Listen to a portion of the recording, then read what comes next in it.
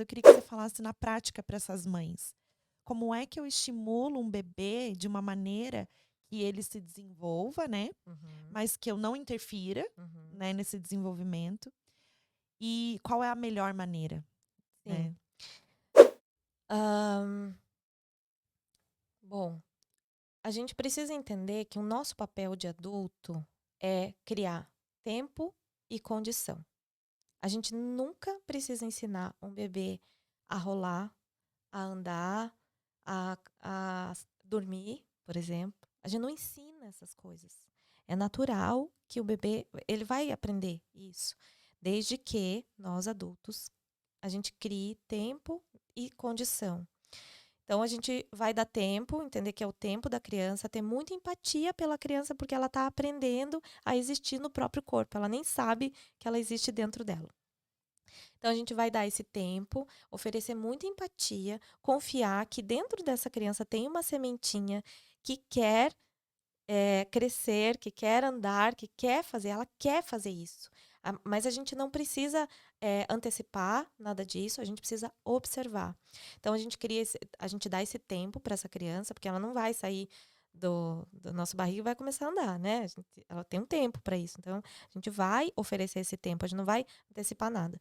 E a gente vai criar condições. Então, a Pickler, ela ensina muito a gente a criar esse espaço preparado para cada momento do desenvolvimento da criança. Por isso que a gente adulto precisa estar muito atento ao que a criança já sabe fazer, ao desejo da criança de querer, ela quer pegar as coisas, né? A gente não vai dar qualquer coisa para ela pegar, mas ela quer pegar. Mas antes de pegar, por exemplo, qualquer coisa, a gente não precisa ficar oferecendo para ela. O próprio corpo dela é um grande mobile. A nossa voz é um mobile. O nosso rosto, a casa, tudo que está acontecendo em volta já é muito estímulo para essa criança. A gente não precisa estimular mais. Muito, muito. Então, o cachorro latindo, o irmão mais velho correndo, a televisão ligada, o barulho da panela, né? Todo esse movimento já é vida. E tudo isso a criança não sabe o que é. Então, a gente precisa criar esse espaço preparado, sim, para a criança ficar no chão. São os dois lugares que a criança tem que ficar: no colo e no chão. No colo, no chão, no colo e no chão. A nossa cultura, muito equivocada, ficou inventando esse monte de coisa para deixar a criança parada. E a gente não quer que a criança fique parada, a gente quer que ela se desenvolva para aprender a rolar, para engatinhar, para andar, para sentar e tal. Então a gente tem esses recursos de deixar numa cadeirinha, de deixar, sei lá no quê, naqueles andadores que hoje em dia são proibidos, né? De vender, porque são muito perigosos.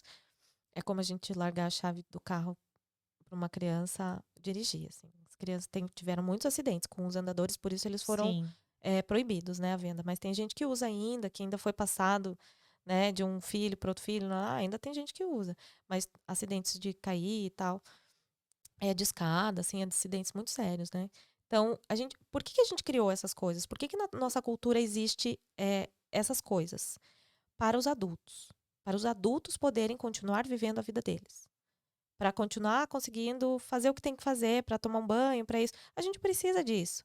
Mas a gente não precisa abandonar essa criança ali, a gente deixa ela no chão.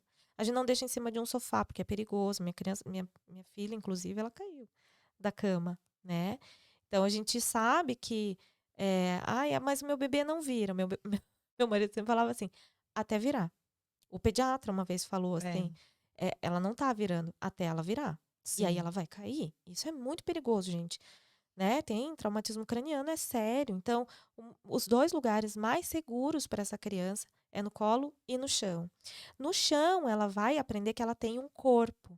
Qual que é a sensação que a gente tem quando a gente deita num chão rígido? A gente sente as nossas escápulas, a gente sente todos os nossos ossos, a gente sente tudo. É desconfortável porque a gente foi.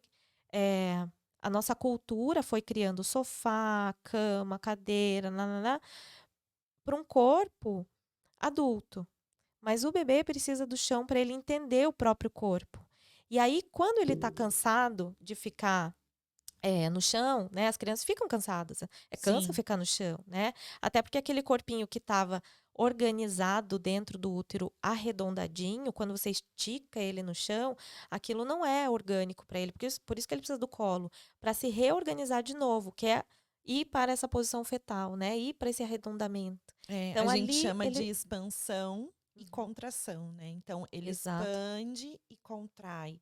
Isso é a gente integrar a criança, né? Uhum. Nesse meio. Isso. Então a gente não precisa estimular nada. Assim, o nosso papel é dar tempo e criar condição para aquele bebê rolar. Então a gente vai tem os brinquedos próprios para cada fase. A gente não dá, por exemplo, uma bolinha para uma criança que não sabe rastejar.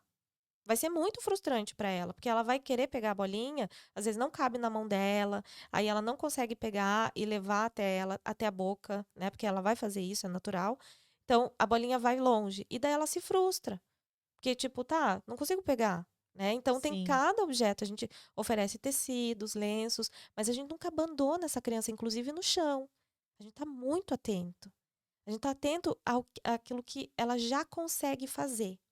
Então, qual que é o nosso grande equívoco? A gente quer antecipar, a gente quer ensinar coisas que não precisam ser ensinadas, a gente não precisa dar mão para a criança aprender a andar, a gente não precisa colocar de bruço para a criança fortalecer o pescoço. Isso é de uma cultura aqui, especialmente americana.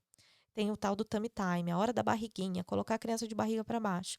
E as escolas europeias, elas têm uma outra visão. Inclusive, Montessori, né, Steiner, tudo. Apesar de Montessori e Steiner não falarem exatamente com muita prática, né, da questão da primeiríssima infância do 0 ao 3, porque eles vieram de outros pensamentos, né? O Steiner, sim, inclusive, falava muito que essa criança de 0 a 3 tinha que ficar com a família, né? Porém, a Pickler veio de uma instituição, de um orfanato, onde as crianças não tinham a família.